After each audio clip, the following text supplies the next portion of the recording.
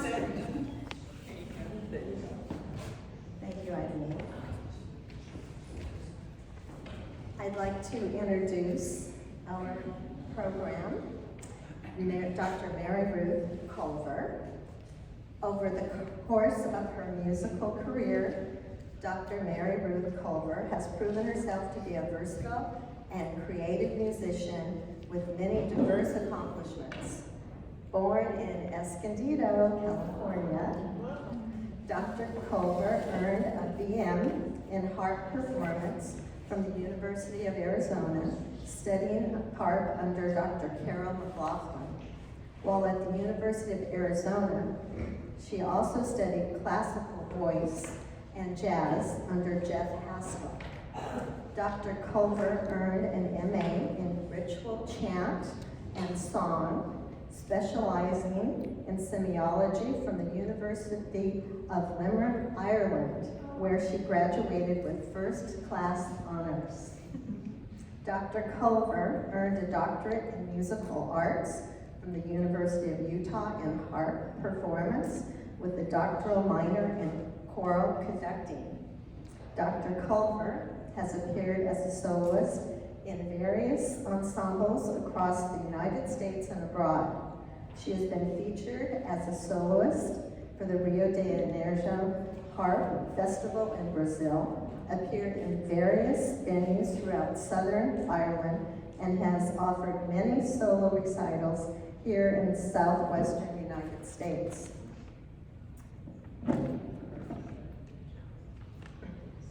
As a pedagogue, Dr. Culver has led many choral ensembles and developed children's choirs and community ensembles. Currently, Dr. Culver resides in North County of San Diego, where she works as Director of Music of the St. James and St. Leo Catholic communities in Solana Beach. She's Publication Director of Lion and Healy Harps and maintains a vibrant teaching studio and performing schedule. So I would like to introduce Dr. Culver.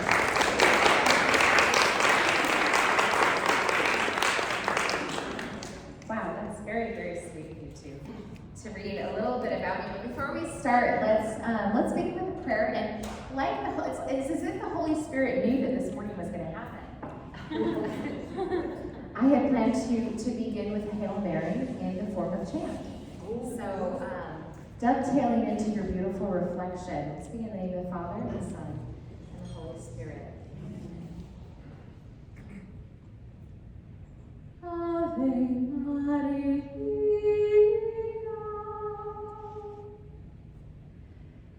gratia plena, Dominus tecum, benedicta tu in mulieribus,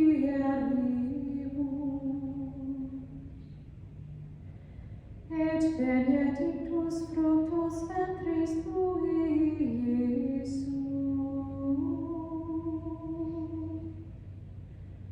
Sancta Maria, Mater Dei, ora pro nobis peccatoribus,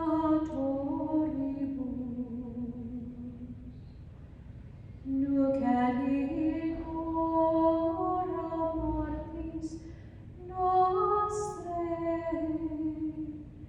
Amen.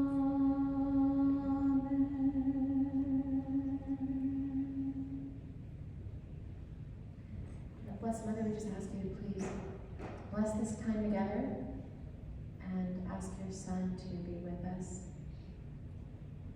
not just today, but throughout the week. In the name of the Father. So I have a special place in my heart for a Gregorian chant. And you might wonder why. Just to give you a little bit of background, beyond just a little resume, which is really sweet.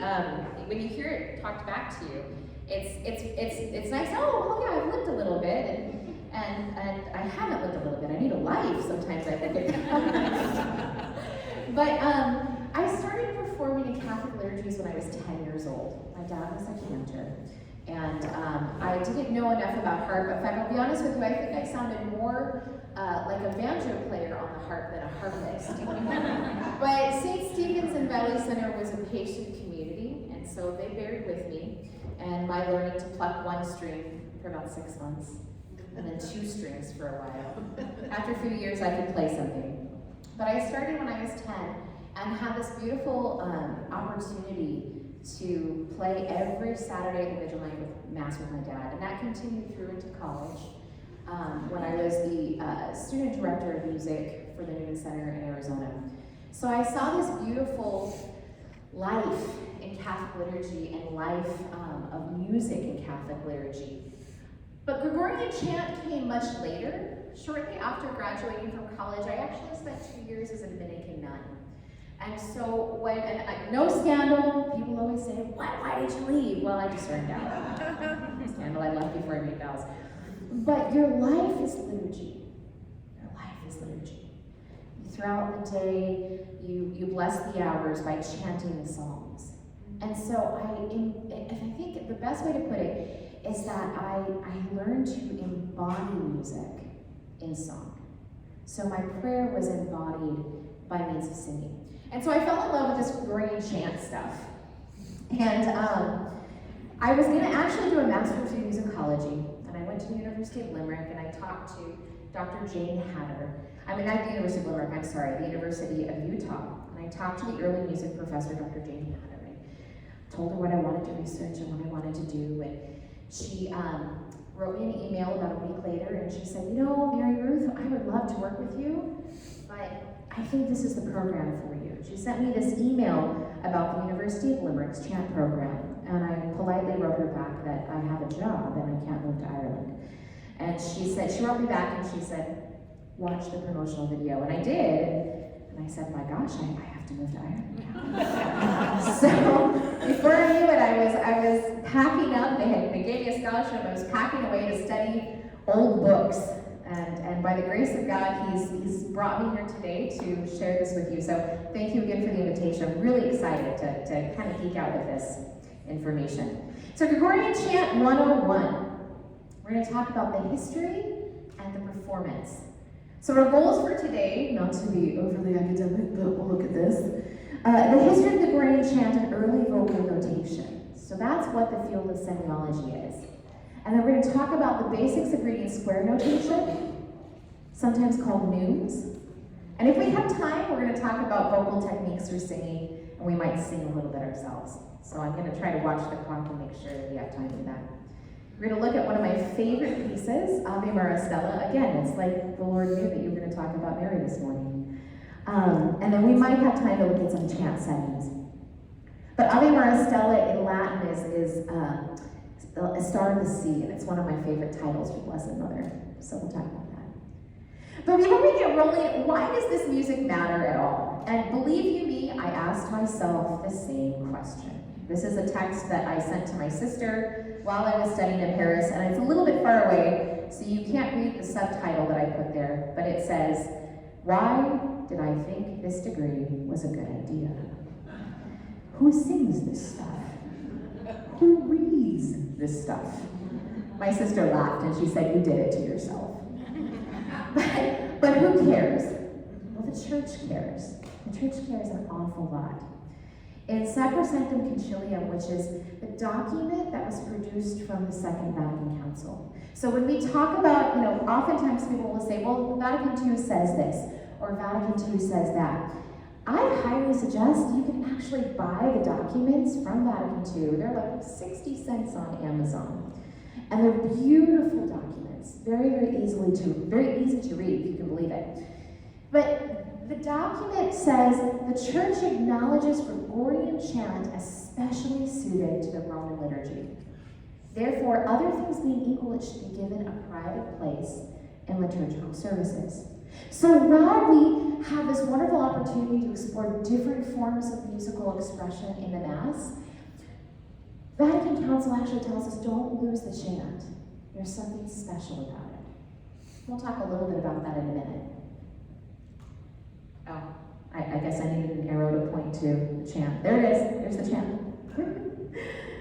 Now, is that really true? This is further confirmed in what we call the general instruction of the Roman Missal, which we sometimes shorten that to say the germ. Has anybody heard of the germ before? Anybody? Yeah, so exactly. The germ basically quotes Sacro Sacrum Concilium. All other things being equal, Gregorian chant holds private place because it's proper to the Roman liturgy. Other types of sacred music, in particular polyphony, are in no way excluded. So let's not throw the baby out with the bathwater.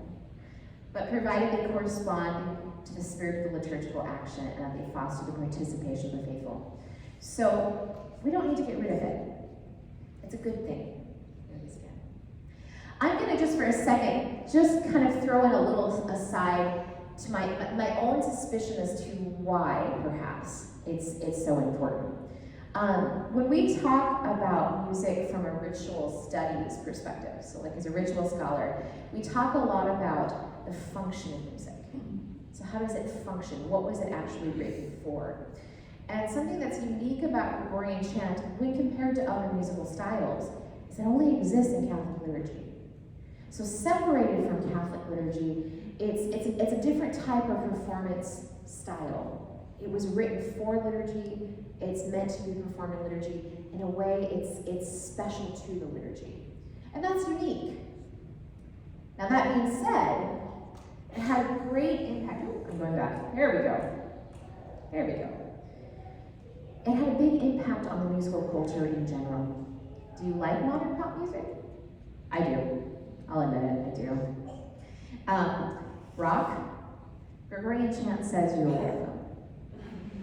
Because believe it or not, the notation that we utilize today in symphonies, in pop music, in everything, was developed by means of Gregorian chant.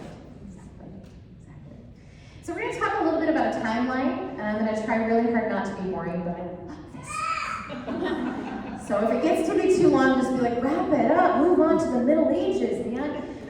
So, pre-9th century, we have a system called oral transmission during this time.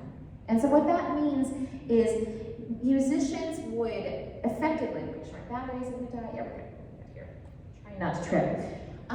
Musicians learned music by ear, and they passed it on by ear. So when we use the term oral transmission, that's what we mean. We're orally transmitting it from one person to the next.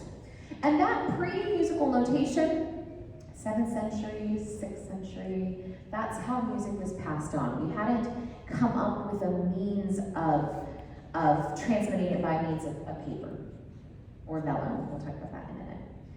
Gregorian chant starts to appear. You start to see neumes and you start to see notation. You'll see it in the 7th and 8th century a little bit, but it really reaches its peak in the 9th century. You really start to see them. And that's what we consider Gregorian chant. When we talk about Gregorian chant, we're talking about music that comes from that period of time and that style. Now, interestingly enough, this is a little bit of a controversy in chant circles, but the term Gregorian often is meant to refer to Pope St. Gregory the Great, right? So it's ascribed to him. And people sometimes will say, well, Gregory wrote Gregorian chant. Exactly, so you know, he didn't. He died about 200 years before we start to really see it.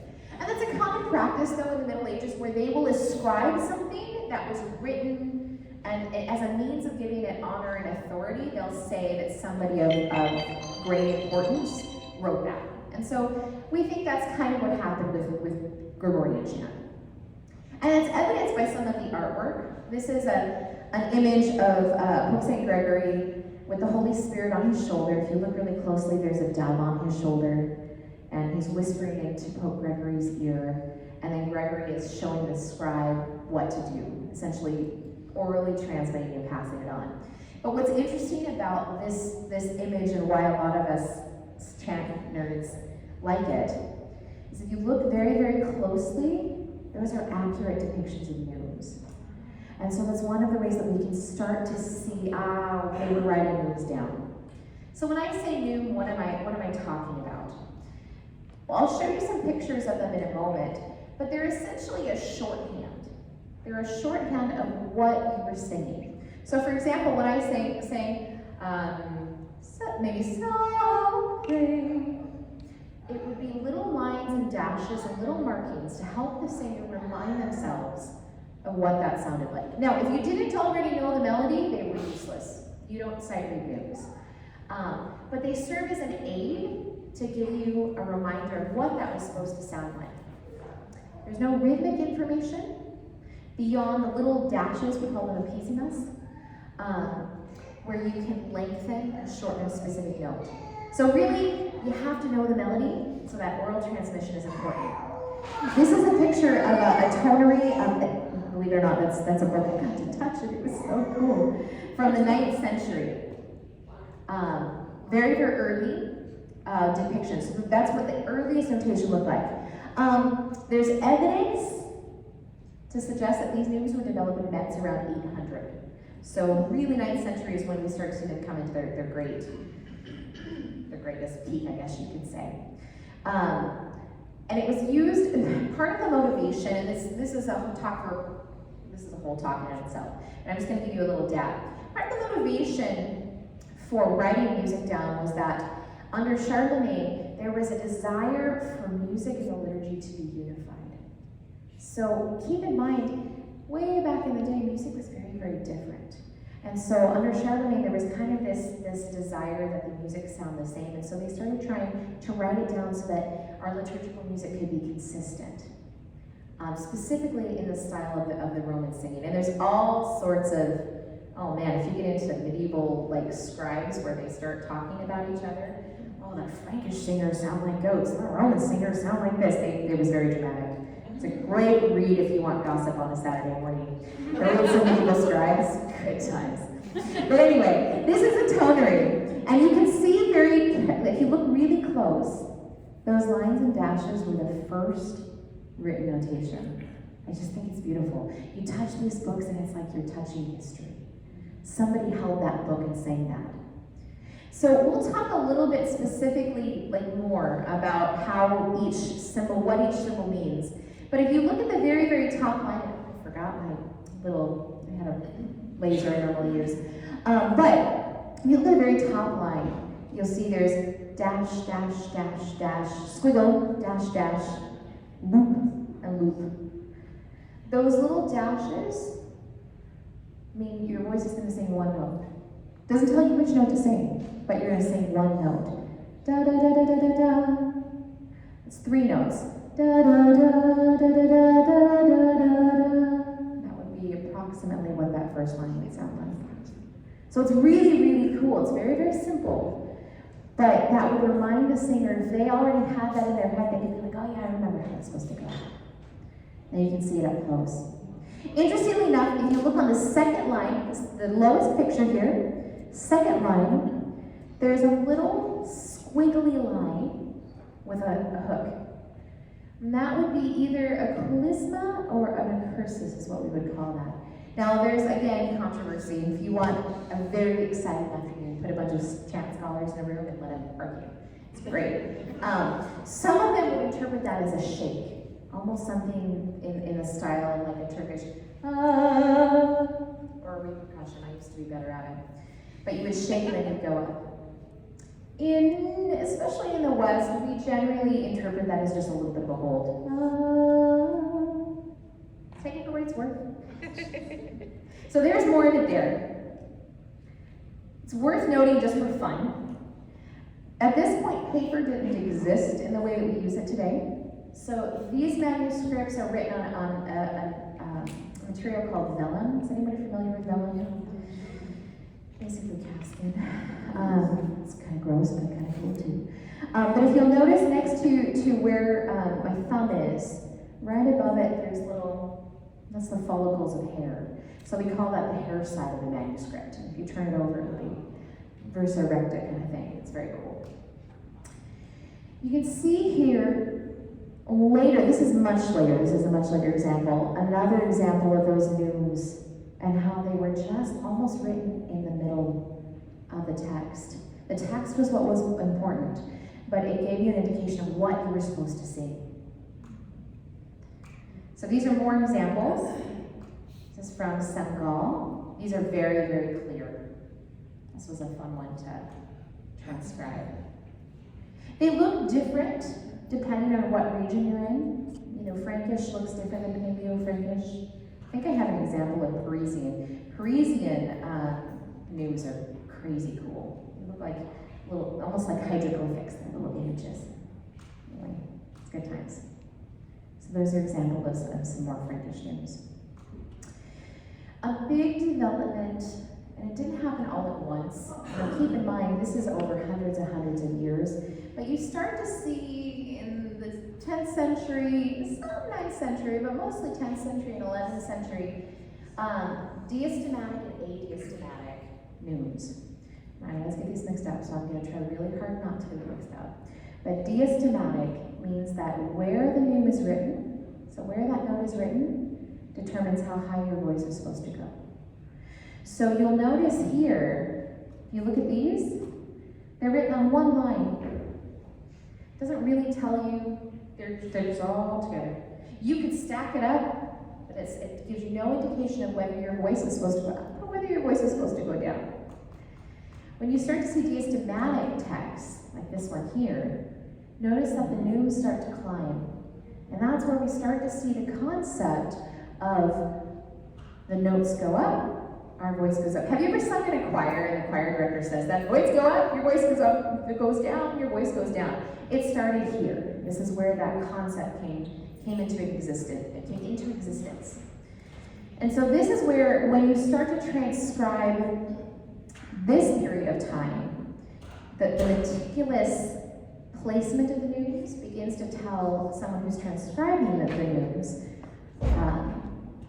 gives an idea of where the pitch is supposed to go. Now again, it's not specific yet. We start to see that in the 11th century. This is where the idea of the staff begins, where the lines began.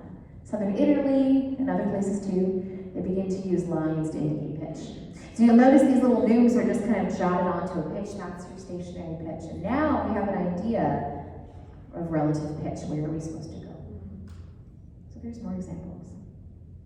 Makes it a lot easier to transcribe. Oh my gosh. When we got to the 11th century, when I was in school, I was like, oh my God. So these are some examples of some books that I worked with. The University of Limerick has a close affiliation with schools in Paris. And so we did quite a bit of work with the Paris National Library. And so you can see some of these are in some rough conditions, but there's some examples. This is some of your earliest examples of square notation, which you might recognize a little bit if you look at a Gregorian chant book. So there's lots of different innovations. You can see some of them look different. These all start to look like notes. They're not. They're still indicating neumes. But there's a vast variety of pneumatic notation. And the way we have figured, I'll talk a little bit about Salem here in a minute, but the way we have figured out, more or less, if you go to study these, what they mean, is you'll take, this is the same chant. Nobis David Benigne, I believe is how it says, yes. I should know that. It's the same notes. And so what we'll do is we'll go through and we will basically compare and contrast, and then we'll look at regional differences and things like that. Here's the same chant yet again. In the 11th and 12th century, we start to see early versions of the staff and again square notation. So you'll see sometimes in some medieval manuscripts, you'll see one line and they'll even mark, this is the F line, and this is the C line. And so we start to plot out where our music is going to be. We also start to see early versions of polyphony, but we'll get into that. That's a whole other topic. So once this notation happens, you see, there's polyphony existed. Polyphony is where we have lots of harmony and the voices working together. It really reached its crescendo in the 13th century and beyond. And then once we start to develop ways of notating rhythm, then that's a horse of a different color. But interestingly enough, the plain chant never went away. You see it in the polyphony. There's something called a cantus firmus, which is where that plain chant melody is integrated inside. And it's still utilized both in the original form and, again, in the form of a cantus firmus, the structure of polyphonic music. So those chants never went away. We've held on to that tradition. And you know, I think the thing that was most striking to me as I was studying this was that we don't even know how old some of these melodies are. And I mean, think about that for a second. The songs that we sing are so old, we don't even know how old they are. That's so deep in our tradition. There's a reason why they stuck around for that long. So like I said, chant scholars study symbols and handwriting, that's the field, semiology. I'm going to show you just pictures of where some of these manuscripts are kept, just for fun. It's the Long Room in Limerick. It's me looking like a tourist, but I was actually there to work. So there they are, some of them. There's reading rooms that you can go in and work in. I wasn't supposed to take a picture in this library, but this is Marcia's library. It's the oldest library in Dublin. And we worked with a lot of parchments in this little library. What's interesting about Marcia's is they lock you in a cage. When you take the books out, they lock you in so you don't steal the chant, I guess. And this is the Paris National Library. I was my course director and my classmates. Be very, very careful with those. No, come here. There we go. That was a promotional shoot they did. We never were that scholarly. So, come on, Peter, and go back. There we go. So what do these symbols mean? This is a chart that was developed by the Salem monks in France. So, you know, as soon as it's a human nature thing that when we move on to the next and greatest thing, sometimes we forget the old. And so in many ways, the old mnemonic notation, the meaning was somewhat forgotten. In fact, it's interesting, some of the parchments that we see on vellum, as soon as we switch to paper, you'll find the most gorgeous ones wrapped up in new books because they were using them as book covers. And so sometimes when you go to dig manuscripts out of an old library, you'll find them in just boxes because they were pulled off of book covers and made these beautiful 9th century manuscripts. It's crazy. But the monks of Salem in France put together, they did a lot of work to kind of go back and try to redevelop and re-understand, I guess you could say, that's not really a great way of putting it, but articulate how these notes were to be sung. And so they put together this lovely little chant chart here, if you will, and it compares the various types of notation. So Sangal was the one that we were looking at there, those little lines and dashes. Most often, when you start semiology, that's where you start, and then you'll compare it down the way. And then our modern equivalent would be a punctum. So that's a punctum. And the next that would be a virgo. That means the note starts and goes down. Pes goes up. A clevis starts at the top, goes down. Torculus goes down, down, down. Practice flexus has another little loop at the end there. That's kind of fun. So you can kind of get an idea of how, what we'll do is we'll look at something like this, we'll memorize it, and then we'll go back and find in the manuscript, and that's how we start to transcribe. It's kind of cool. So here's an example of that exactly. So there's a Sangal notation, same chant, same melody. There it is expressed in another form. There's a noun. It's kind of a French style notation. They were very pretty. When you study it, you have to write them down. You learn how to write each one, and that one was hard. I wasn't good at that. My teacher was from England, and she said, Maryruth, you have to be more thoughtful with how you copy your names.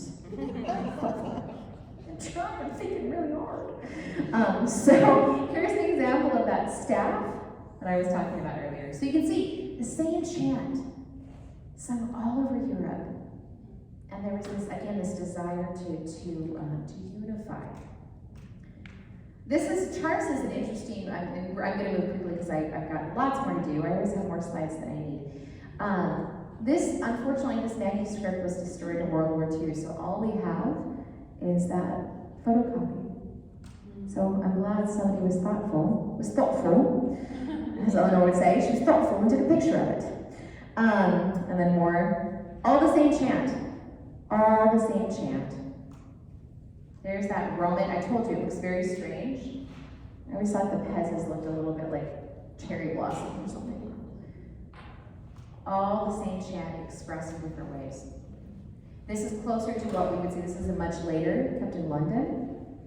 example of something we would commonly sing today.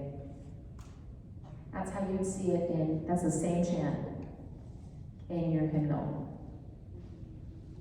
So we're singing the same music. We are singing the same music that the early Christians sang.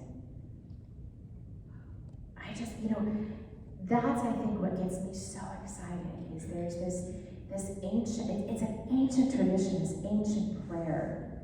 And when we sing these old chants, we're touching history with our voice.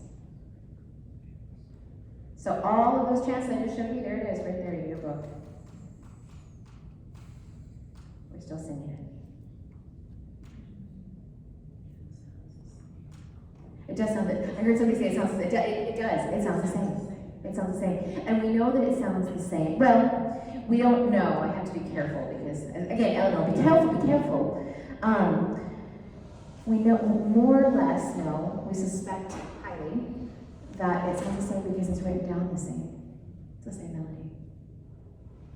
So I'm going to give you an example. This is a chant that I tracked, if you will, when I did my master's thesis. And this is Ave Maria Stella. Love this chant. It's one of my favorites. I might go a little bit longer and take like 5 minutes for questions. This is an example of the chant before Brit notation existed. So we find examples of the prayer still. Hail, Star of the Sea, Mater de Alma, Mother of, I think it's Loving Mother, Santa Virgo, which should explore. So Gate of Heaven, Star of the Sea, Loving Mother. Mother of God, Dei Mater and Alma, Mother of God. Brit notation didn't exist, but we have the prayer. We suspect that it was already being sung.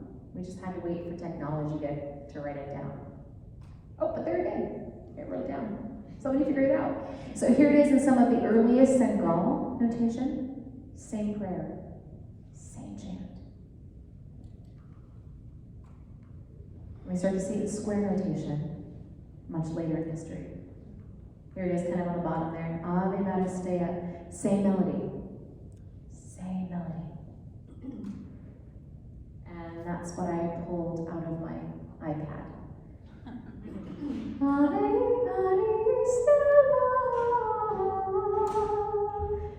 Dei Mater Alma, Atque Semper Virgo, Elis Celi Porta.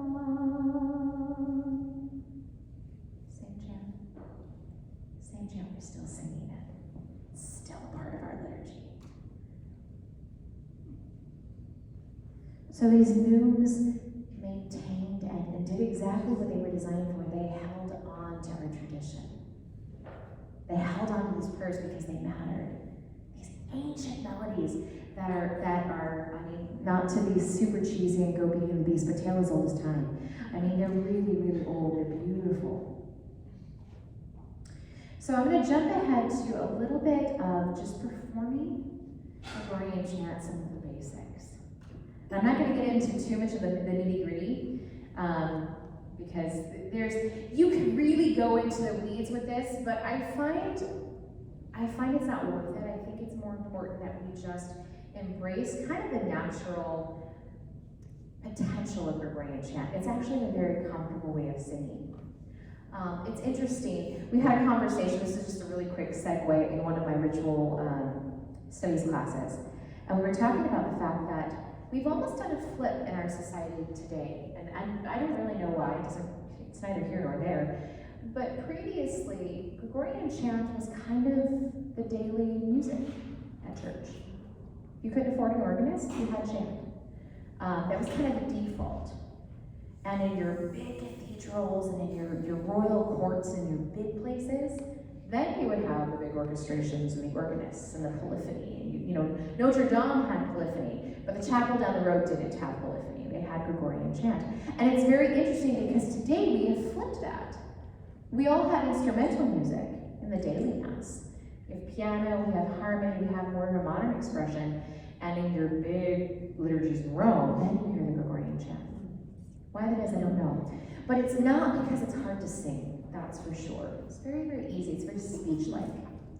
So I'm gonna just preliminarily, and musicians in the room, like, you're gonna be like, but there's more to it. I know. But for now, modes, just let go of your ideas and keys. Just rhythms. Just gotta let it go. This really stresses piano players out. They're like, but no, rhythm matters. It's dictated by the text. It's dictated by the flow of the text. Ave Maria Stella. Ave Maria Stella. It's dictated by the text and the breath. It should be very natural. Accompanying plain chant is very, very simple or non-existent. Again, it's driven by the text. It's meant for liturgy. Now, I say you can't really separate it. You can. My master's thesis, they call it a dissertation in Limerick, but it wasn't a dissertation, it was thesis. But I wrote on the recording and dissemination of chant made by religious communities in America. And basically what I looked at is, well, what happens when you take chant, that's a liturgy, and you turn it into a commercial product? What happens? Does it affect the music? And what I found is that it does. I looked at religious communities who signed record deals, and the production process compared to the liturgical process did impact the music. So if we're talking about plain chant meant for liturgy, it's going to be a little bit different than the CD you pop in your car. I guess that's old now, I've dated myself. I tried an old car, clearly. Anyway, confused yet? Yeah, this is, again, my friend and I, we were crunching. So yeah, don't worry, I got more for you. Little bit of vocal technique that'll make singing easy. This is just a nice, if I can sit up, or if you want to stand up, this is the breathing portion of today's lecture. When you sing, we don't want to sing, this is just a really quick 101. We don't want to sing from up here, which basically means if you take a deep breath and you go like this, that's not going to help you. It's just going to tighten everything up. So probably the easiest thing to do is just put your hand on your stomach and let the breath come from your abdomen. So try that. Take a nice deep low breath, you would say. And see how my shoulders stay down and nice and relaxed. That's how you want to breathe when you sing. It's just a nice, relaxed, low breath. It keeps all of this nice and loose. Yeah, relax, exactly. You want the shoulders to come down so that the air can come up. In a weird way, I had a teacher who used to, every time I was singing high, she would scream at me, think down, think down. It's kind of the idea. You just want to be relaxed and down. Let's see how much time I have. I don't have a ton of time. This is just the mechanics of your voice. Generally speaking, we want to have that nice open. If you've ever sung in a choir, has anyone ever heard the choir teacher who says, imagine that there's an egg in your throat? Yeah. It's the worst advice you can give. It's just terrible. I feel like you're going to choke on an egg. The reason they do that, though, there is a reason, is we want to create space in our throat. I think the easiest way to feel that sensation is to give yourself a good yawn. You're all going to hate me, I'm so sorry. But give yourself just a good yawn and pay attention to what happens behind your teeth. So ready? Everybody yawn. Isn't that wide open space? I had a piano. I know. I used to do that to my students, and the gentleman who taught next door in my office, he'd knock on my door and go, I hate it when you teach me yawn because I get so tired. what that space, did you all feel the space though? I created back your throat. What's happening is, it's called the soft palate. The back portion of your mouth essentially is raising and creating space. So that's the space that we want when we sing. We want that nice open. When you combine that with good breath, you have a beautiful sound. I'm going to skip placement, but there's a thing called placement. And that refers to where you place your voice, but we don't need to go over that. That's more than we have time for. But there's a lovely picture. It's a great picture. Anyway, so we're going to sing Ave Maria Stella. We're going to sing this together. We're just going to sing the first verse, so it's just the first portion. And what I'm going to do is I'm going to sing a phrase, and then I want you to just focus on keeping a nice, relaxed shoulder. And just open and repeat after me. Ave, actually, I'm going to read on. Ave Maria Stella. Ave Maria Stella. Here's the next part. Dei Materama. Dei Materama. Atque semper virgore. Ave semper virgore. Felix celi porta. Felix celi porta. And then we'll jump to the end. Amen.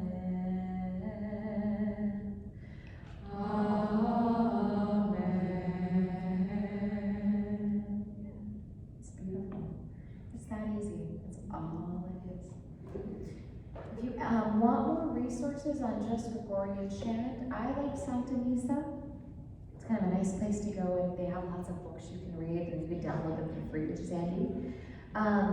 There's a great, just for historical resources, Thomas, How the Church Built Western Civilization. It covers a lot of things, but it touches a little bit on music.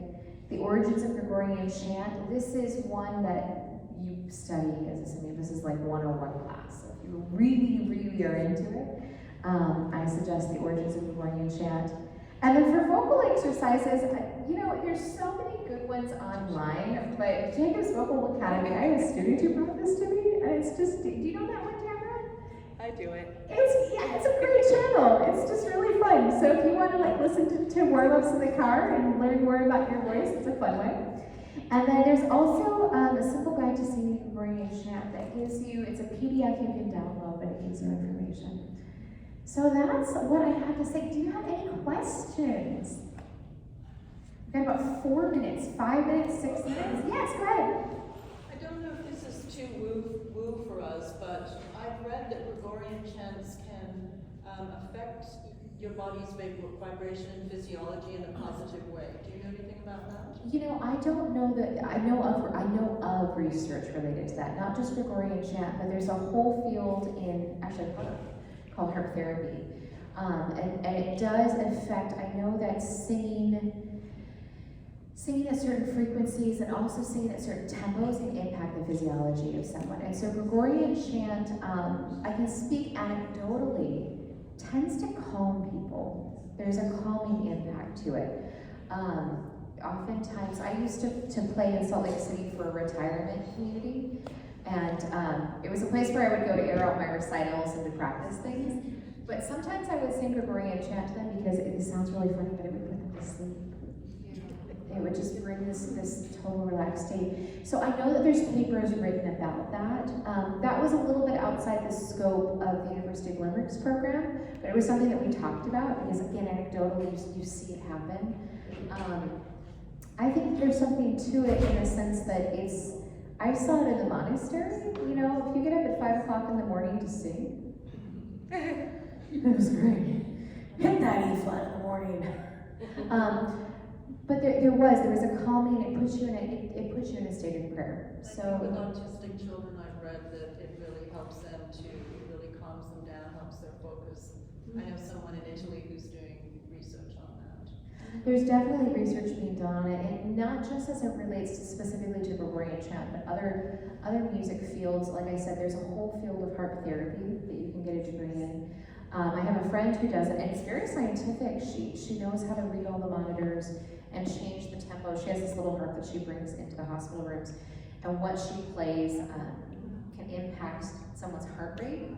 So she learns how to adjust what she's playing to be able to adapt the heart rate. And there's papers written specifically, people say that about the harp too. They're like, why is harp so relaxing? And there's research related to just how the vibrations work of the instrument. So yeah. Anybody else? Any other questions? Yeah. What was your ultimate geek out moment with the manuscripts? Oh my gosh. I knew that you'd go on. Oh, this one. Hold on, the one that I put on the cover. That's why it's everywhere. So what's cool about this, right there, that manuscript just, there's lots of things that are really cool about it. One of them is it's really early. It's really, really early. And there's silver in it. So an illuminated manuscript that has preserved silver is a big deal. The other thing that was really fascinating, and I don't have a picture of it in this presentation. So this is a tonary.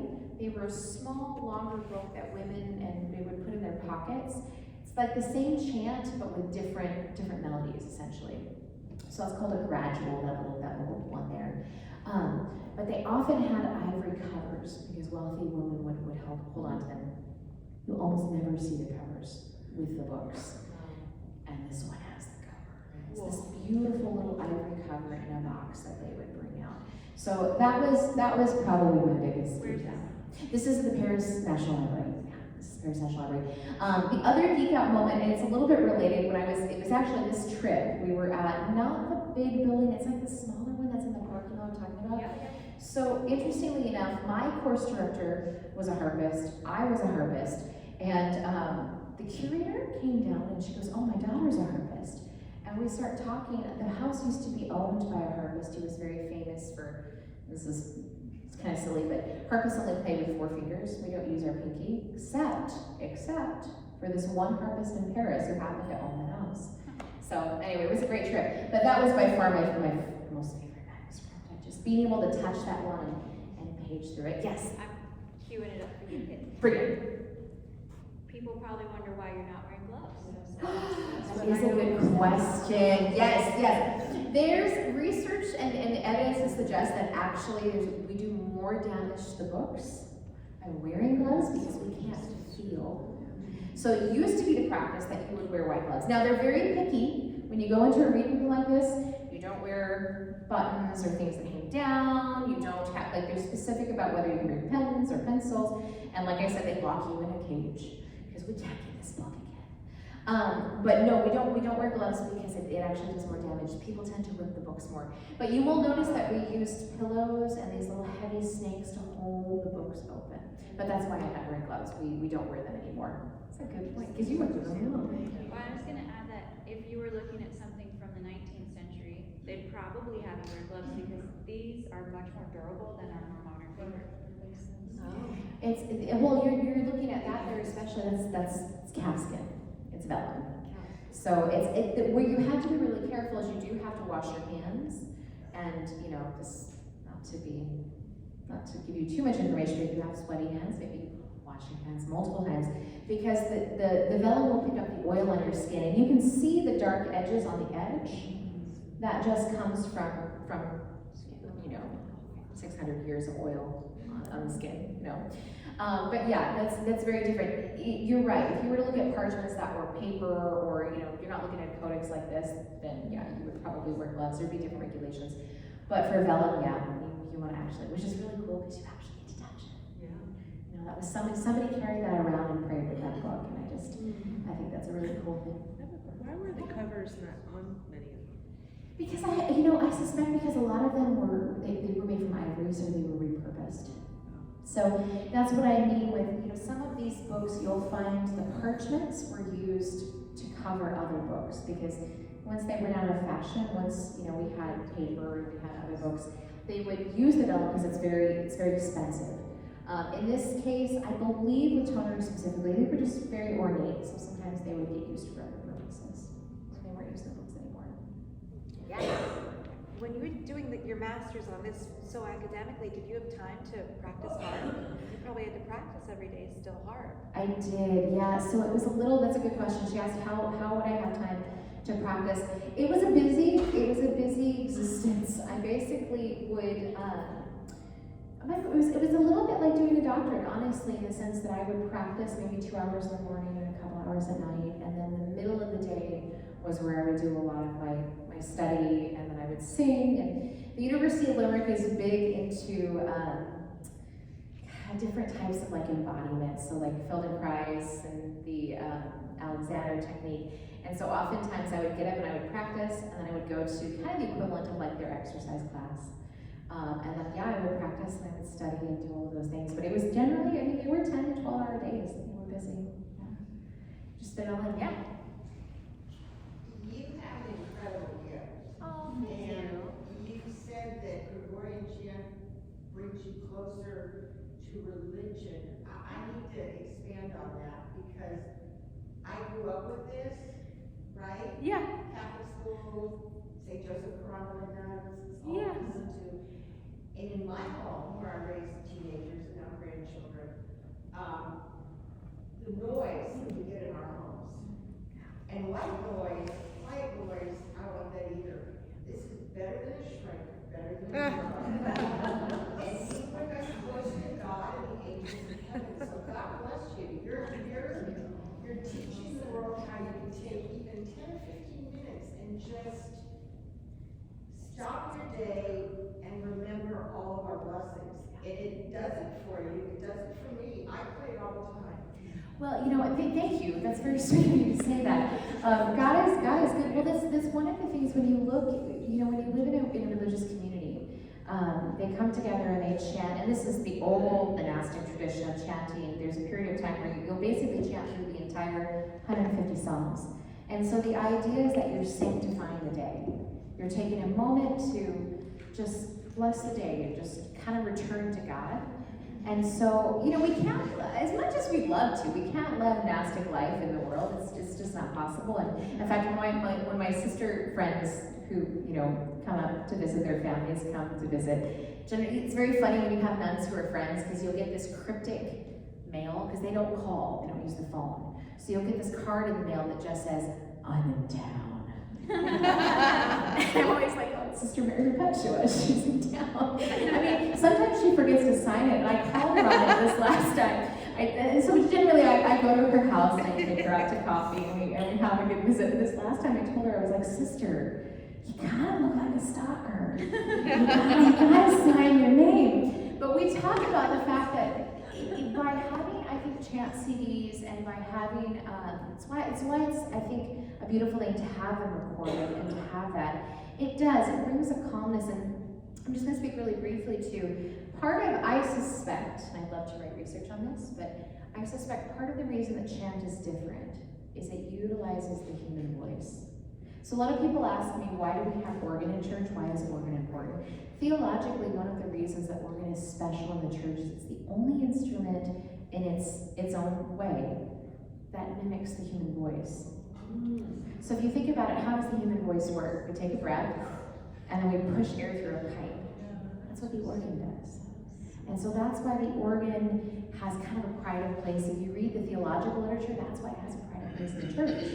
And it always will, because it imitates the human voice. The human voice is important. And so chant, in that way utilizes it's only the human voice, only singing for God in a style that was only written to worship the Lord. There's something unique about that. Yeah. Well, thank you so much, everyone.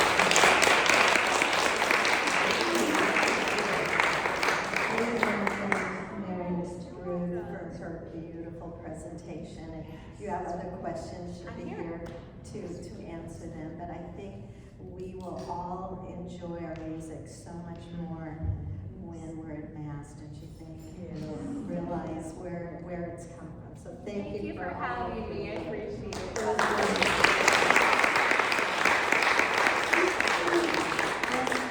Just a couple, is this still on? Yes. Just a couple things. We're off for the rest of the summer, so we will miss you until September, and Deacon Noel will be our speaker in September, so that will be a beautiful time to be together with him. And also we are teaming up with Samaritans, and Samaritans are collecting gently used or new children's books. So you can see the bin here, I put it right out here. Please bring books for needy kids to learn how to read. And every month we will be teaming with Samaritans, so we will all be on the same page, bringing in things, one thing each month, and it'll be a beautiful connection with Men of Nativity, the church, the kids, and us. So thank you so much for this beautiful year that we've had together, and for a lovely program with Maryruth to conclude this. Happy summer, be safe, enjoy, and just know that we love you all.